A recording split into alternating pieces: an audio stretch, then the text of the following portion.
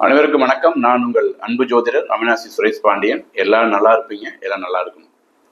நாம் பார்க்க போற விஷயம் சூரியனை பற்றி. சூரியன் ஜோதிடத்துக்கு மிக மிக மிக முக்கியமான கிரகம். சூரியன் இல்லைன்னா ஜோதிடமே இல்லை. சூரியன்லாம் எதுவுமே இல்லைங்கிறதான் உண்மை.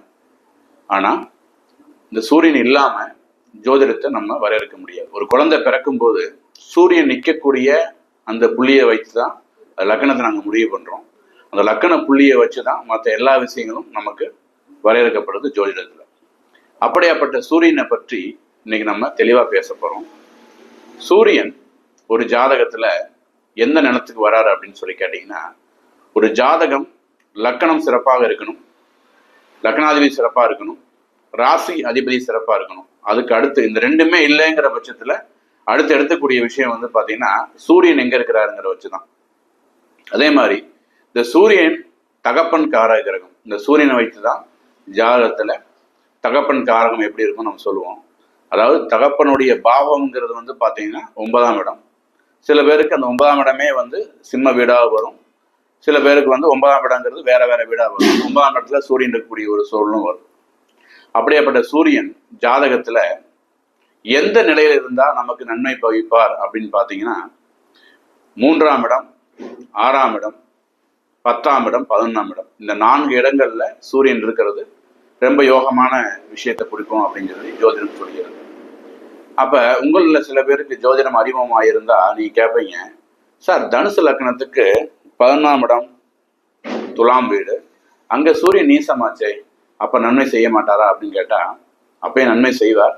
கூட சுக்கிரனோ அல்லது குரு மேஷத்துல இருந்து 7ஆம் பார்வையை பார்க்கிறாரு, இல்ல எங்க இருந்தாவது சூரியனோட பார்வை, அதாவது குருவோட பார்வை சூரியனுக்கு கிடைக்குது. அதாவது நான் மறுபடியும் சொல்றேன், தனுசு லக்னத்துக்கு துலாம் வீட்டுல சூரியன் இருந்தா அது 11ஆம் இடம் தான். இருந்தாலும் அவர் சூரியன் நீசம் இல்லையா, அப்ப நன்மை செய்ய மாட்டார்லங்கிற கேள்விக்கு பதில், குரு மேசத்துல இருந்து 7ஆம் பார்வையா சூரியனை பார்த்துட்டாரு அப்படின்னு சொன்னா அந்த இடம் நீச்சபங்கமாகி அது பவர் ஆயிரும். அல்லது துலாமிலே சுக்கரன் இருக்கிறாரு, சுக்கரனோட சூரியன் சேர்றாருங்கும் போது அங்கேயும் பாத்தீங்கன்னா அந்த பலவீனமான சூரியன் அவருக்கு ஒளித்தன்மை கிடைக்க ஆரம்பிச்சிடும்.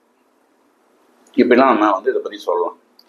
அப்ப கோச்சாரத்துல இப்ப நம்ம ஆடி மாசத்துல இருக்கிறோம்.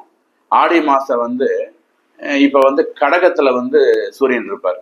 இது நிறைய பேர் தெரிஞ்சிருக்கும்.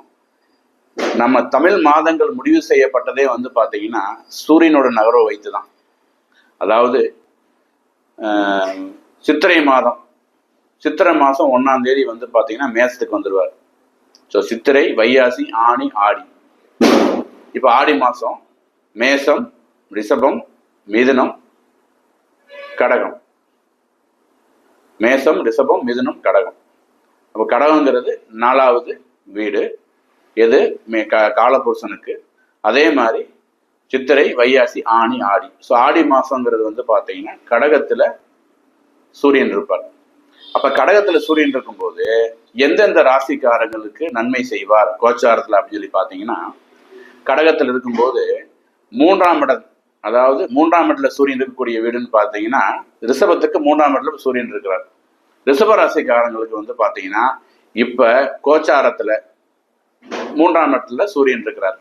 ஒருவேளை உங்களுக்கு நல்ல தசாபுத்தி நடந்துட்டு இருக்குது அப்படின்னு சொன்னா, இப்ப இந்த ஒரு மாதம், இந்த ஆடி மாதம் முழுவதுமே பாத்தீங்கன்னா ரொம்ப நல்லா இருக்கும். நல்ல தசாபுத்திகள் நடந்தா அதை நீங்க நோட் பண்ணிக்கணும். அது நிறைய வீடியோல சொல்லியிருக்கணும், ரிஷப ராசிக்காரர்களுக்கு என்ன தசாபுத்தி, நல்ல தசாபுத்தி அப்படின்னு. அதே மாதிரி அடுத்தது கும்பராசிக்காரங்களுக்கு. கும்பராசிக்காரங்களுக்கு இப்ப பாதசனி நடந்துட்டு இருக்குது. இருந்த போதிலும் 6ஆம் இடத்துல சூரியன் வர்றதுனால இந்த ஆடி மாதம் முழுவதும் அவங்களுக்கு ரொம்ப நல்லா இருக்கும். அடுத்ததா பாத்தீங்கன்னா துலாம் ராசிக்காரங்க. துலாம் ராசிக்காரங்களுக்கு நான் ஆல்ரெடி சொன்னது மாதிரி 10ஆம் இடத்துல, அதாவது துலாம் ராசிக்கு 10ஆம் இடத்துல சூரியன் இப்ப இருக்கிறாரு. ஆடி மாதம் முழுவதும் அங்கதான் இருப்பாரு. அப்ப இதுவும் அவங்களுக்கு நன்மை பயக்கும். அடுத்ததாக கன்னி ராசிக்காரங்களுக்கு 11ஆம் இடத்துல இருக்கக்கூடிய இந்த சூரியன் நன்மை செய்வார். இப்ப மேல் சொன்ன இந்த 4 ராசிக்காரங்களுக்கு பாத்தீங்கன்னா இந்த ஆடி மாதம் ஏதாவது ஒரு நல்ல விஷயத்தை செய்யும். அது நல்ல தசாபுதி நடக்கும் பட்சத்துல வந்து ஒரு நல்ல யோகமான விஷயத்தை கூட செய்யும். எப்படி யோகமான விஷயம் அப்படின்னு சொன்னா, ரொம்ப நாளா பொண்ணு தேடிட்டு இருந்தாங்க, பொண்ணு கிடைக்கும். ரொம்ப நாளா மாப்பிள்ளை தேடிட்டு இருந்தோம், மாப்பிள்ளை கிடைக்கும். ஒரு வீடு நல்ல வீடு அமையுமான்னு பார்த்துட்டு இருந்தாங்க, அந்த வீடு அமையும். அல்லது இடம் அமையும், அல்லது இடம் அமைஞ்சது வீடு கட்டலாம்னு யோசிச்சுட்டு இந்த மாதிரி வந்து நல்ல விஷயங்களுக்கான ஒரு முன்னேற்பாடுகள் நடக்க ஆரம்பிக்கும். நீங்க பார்த்துட்டு இருக்கிற கன்னிராசிக்காரங்களோ அல்லது துலாம் ராசிக்காரங்களோ கும்பராசிக்காரங்களோ ரிஷபராசிக்காரங்களா இருந்தீங்கன்னா கமெண்ட்ல சொல்லுங்க, உங்களுக்கு இந்த மாதம் எப்படி இருக்குது அப்படின்னு சொல்லி சொல்லுங்க. இப்போ என்ன ஒரு 4-5 நாள் தான் ஆயிருக்குது, இன்னும் நிறைய நாட்கள் வந்து 3 நாள் தான் ஆயிருக்கு. இன்னைக்கு நிறைய நாட்கள் நீ பாக்கி இருக்கு ஆடி மாசத்துல. ஸோ நிறைய விஷயங்கள் உங்களுக்கு இந்த மாதம் நடக்கிறதுக்கான வாய்ப்பு இருக்குது, உங்களுக்கு நல்ல தசாபுதி நடந்துச்சுன்னா. சரிங்களா? அப்ப உங்க ஜாதகத்துல மட்டும் இல்ல, கோச்சாரத்திலையும் இந்த சூரியனுடைய நிகழ்வு அதாவது மாற்றம் வந்து பாத்தீங்கன்னா நல்ல விஷயங்களை உங்களுக்கு கொடுக்கறதுக்காக காத்திருக்குது. ஸோ இனி வரும் காலங்களில் ஜோதிடத்தோடைய ஆளுமையை தெரிந்து நீங்களும் உங்கள் சுய ஜாதகத்தை செக் பண்ணி அதில் வரக்கூடிய நல்ல விஷயங்களை எடுத்து வாழ்வில் மிக வெற்றி அடைய என்னோட வாழ்த்துக்கள். மீண்டும் ஒரு நல்ல தலைப்பில் உங்களை சந்திக்கும் வரை உங்களிடமிருந்து விடைபெற்றுக் கொள்வது உங்கள் அன்பு ஜோதிடர் அவினாசி சுரேஷ் பாண்டியன். வாழ்க வளமுடன்.